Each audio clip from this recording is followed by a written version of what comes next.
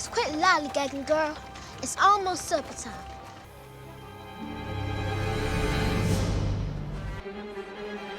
Alice did something no child should ever do.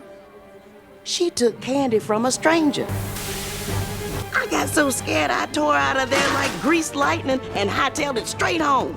I never should have left Alice alone. Later that night, when I saw Alice alive, I was as happy as a mouse at a bucket of cheese. But the very next morning, all that happiness went away because it happened. She started turning.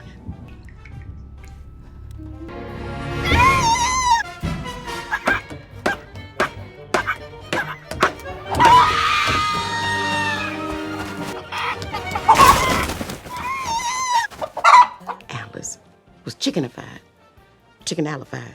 Y'all seen where Alice run off to?